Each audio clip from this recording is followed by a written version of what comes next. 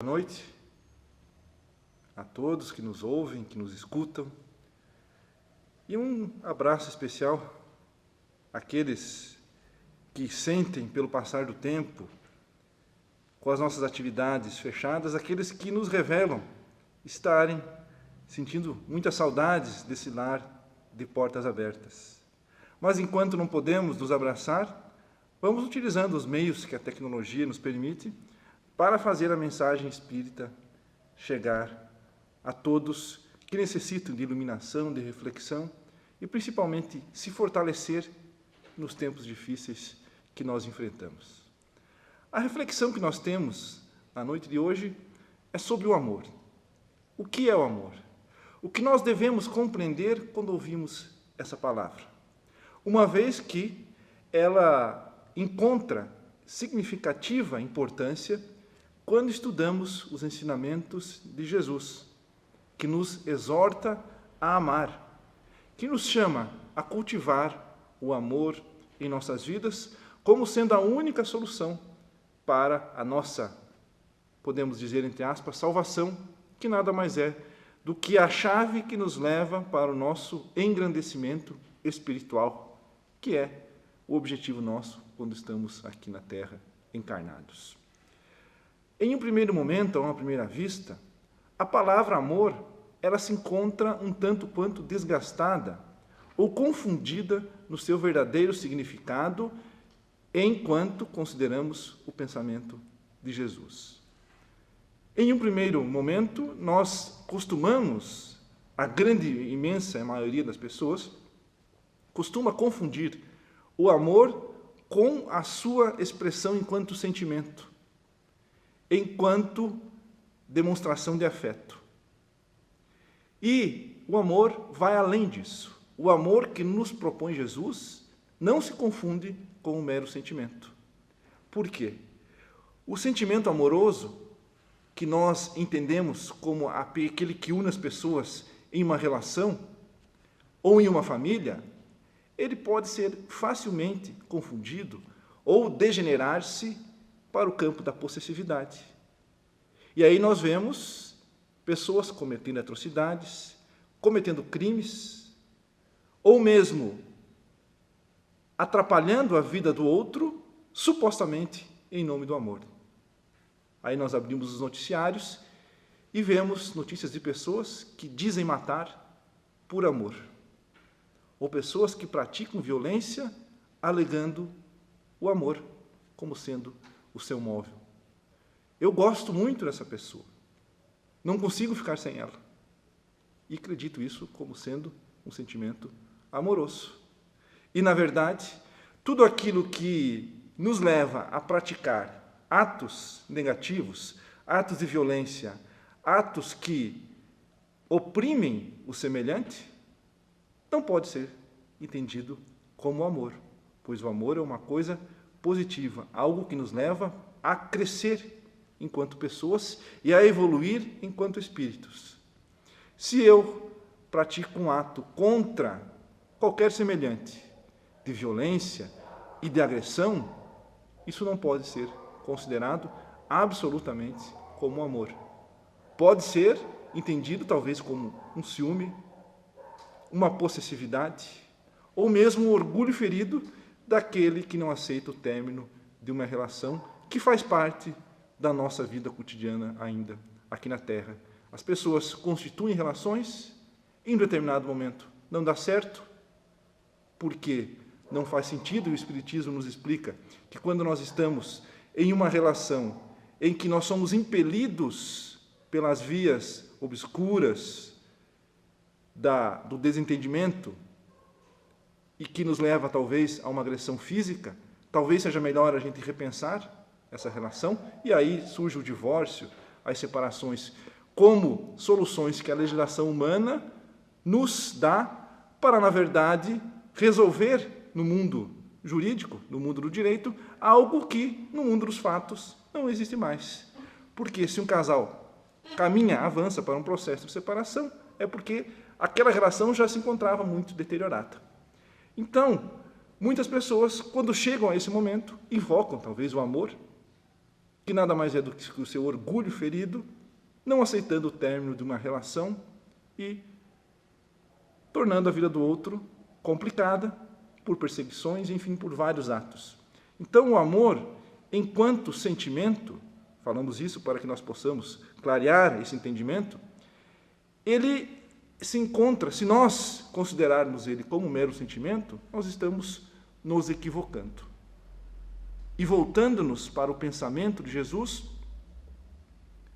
nos deparamos com muitas reflexões que, na verdade, nos informam que o amor que o Mestre nos propôs é aquele que nos leva a agir em favor do próximo.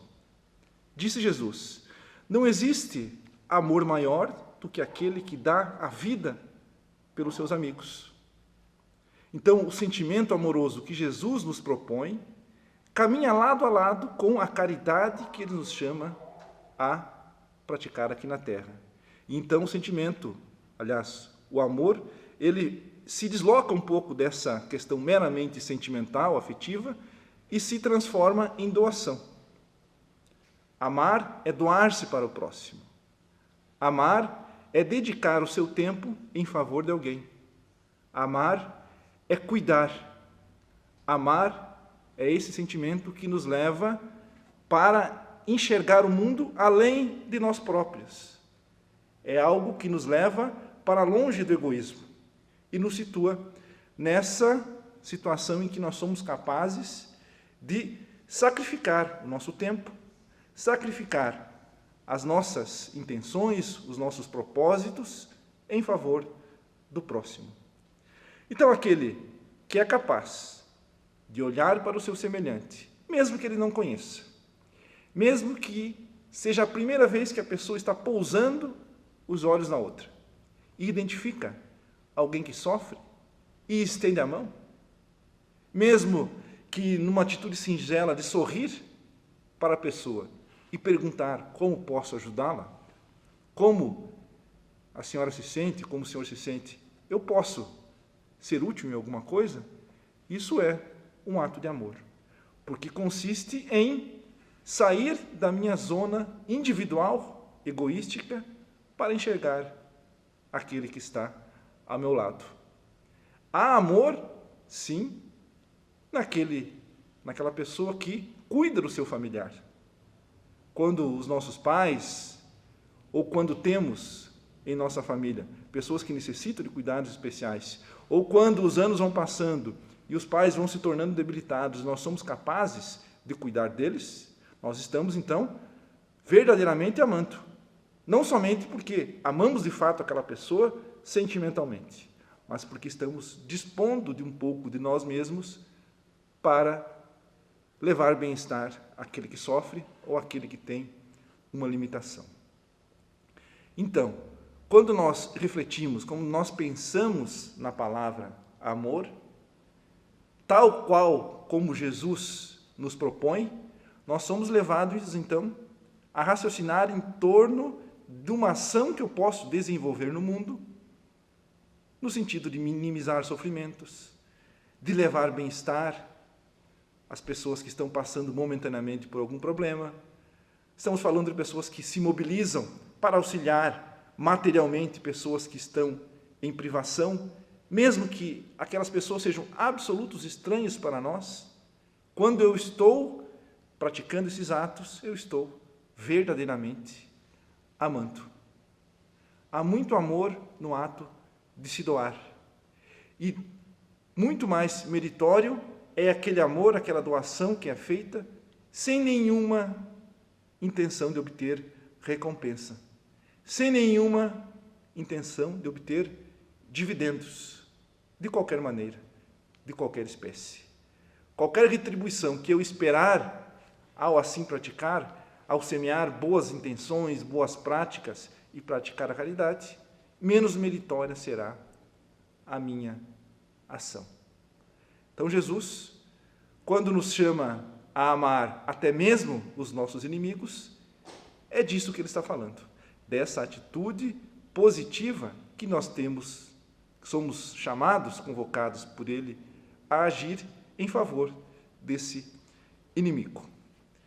Mas, se estamos, então, chegando à conclusão que amor consiste em doação, consiste em dedicar-se, em cuidar do próximo na medida das nossas forças, evidentemente, e das nossas condições, para que eu possa, então, amar, é necessário que eu esteja livre dos vícios que muitas vezes acabam fazendo com que eu fique despossuído de mim mesmo.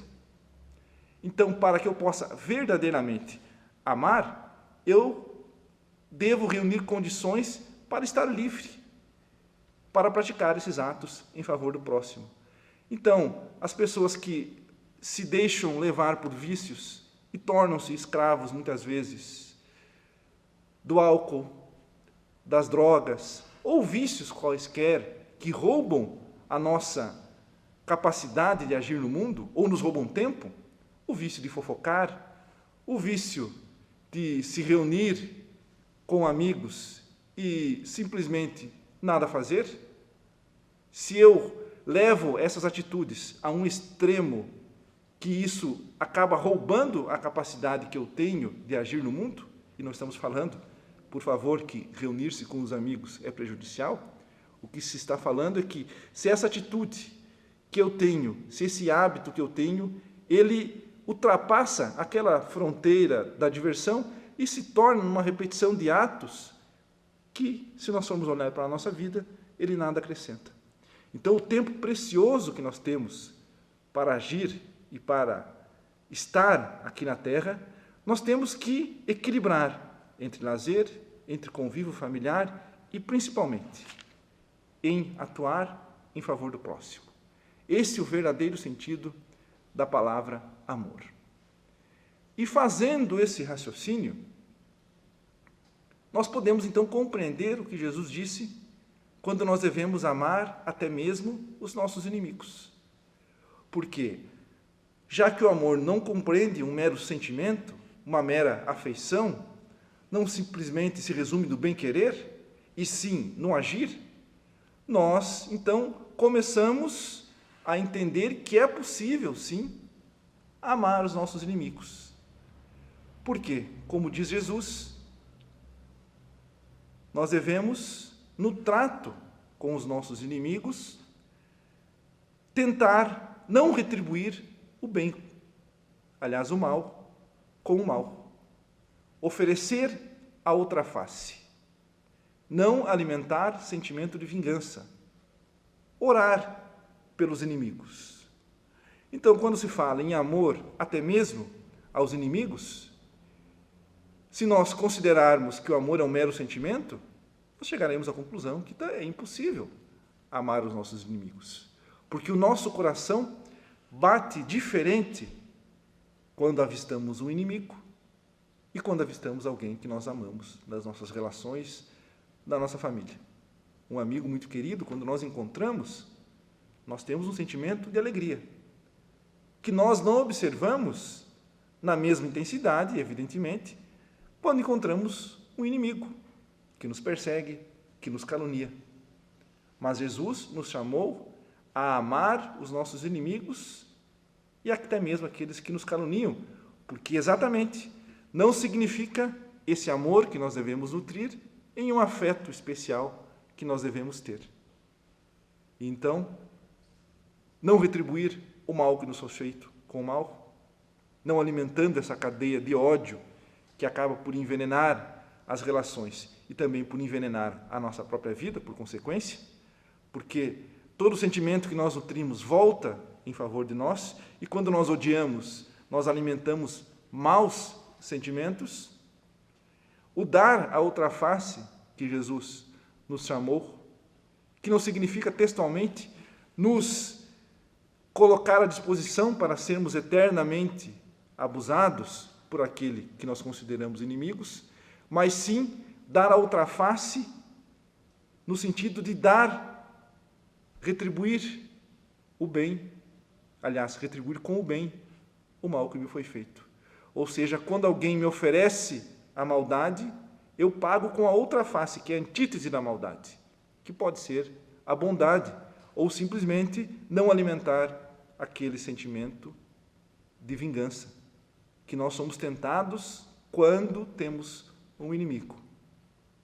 E orar por aqueles que nos perseguem, que significa, nas nossas orações, naqueles minutos que nós consagramos à reflexão e à oração, lembrarmos-nos também dos nossos inimigos, pedir que eles tenham uma encarnação exitosa, que eles consigam alcançar os seus objetivos, que eles consigam ter os olhos abertos para olhar para as suas atitudes e também que eles tenham forças para se regenerar e deixar para trás a prática do mal, se é que fazem, se é que nós mesmos não somos a face má dessas relações de inimizade e nós então somos chamados a refletir sobre isso. Quem é o meu inimigo? Por que ele me odeia? Será que eu também não estou dando justificativas para que esse ódio seja alimentado? É interessante que façamos essas reflexões, porque essas reflexões fazem parte da vida e fazem parte do exercício que nós temos que fazer se nós desejamos, de fato, evoluir espiritualmente. Então, diante da reflexão que fizemos na noite de hoje, o amor que Jesus nos chama a cultivar é aquele hábito que nós temos de doar-nos, de fazer com que a nossa existência aqui na Terra seja útil, no sentido de que sejamos pessoas que hajam e que tomem iniciativas no sentido de tornar a existência no outro melhor aqui nessa existência. Que nós possamos, quando essa palavra for pronunciada, amor, associar aquele sentimento que nos purifica e que nos leva a sermos caridosos, a sermos amorosos, a sermos compreensivos e, principalmente, que nos leva a praticar o bem sem esperar recompensa nenhuma. Fazer o bem sem olhar a quem e fazer o bem sem esperar recompensa. É isso que nos habilita perante Deus. E é isso que nos torna pessoas seguidoras de Cristo na prática. Não somente da boca para fora ou por ostentar um rótulo religioso. O amor, na prática, significa servir a comunidade, servir o semelhante, encontrar o nosso espaço aonde possamos ser úteis para aliviar a dor do próximo e para que ele possa fazer frente às suas necessidades. Era essa a breve reflexão que nós tínhamos na noite de hoje e, ao mesmo tempo em que encerramos a nossa palestra, transmitimos o nosso muito obrigado por aquele que está nos ouvindo e também convidamos todos para fazer uma breve oração e encerrar esse nosso momento de reflexão. Então vamos elevar o nosso pensamento ao alto. Vamos pedir a Deus que esteja conosco, que nos inspire e que os nossos sentimentos e os nossos pensamentos aqui na Terra estejam sempre voltados para olhar e perceber o nosso semelhante. Que o nosso agir aqui na Terra seja sempre aquele que nos impulsiona a fazer o bem, a estender a mão, e que nós possamos seguir assim, sem se descuidar das nossas obrigações terrenas, sem se descuidar dos nossos compromissos materiais, dedicar um pouco de nós próprios em favor do nosso semelhante.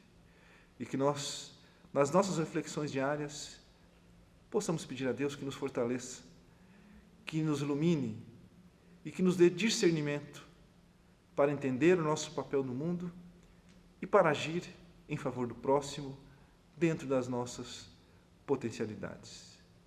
Que assim seja. Um grande abraço a todos e até a nosso próximo encontro. Um abraço.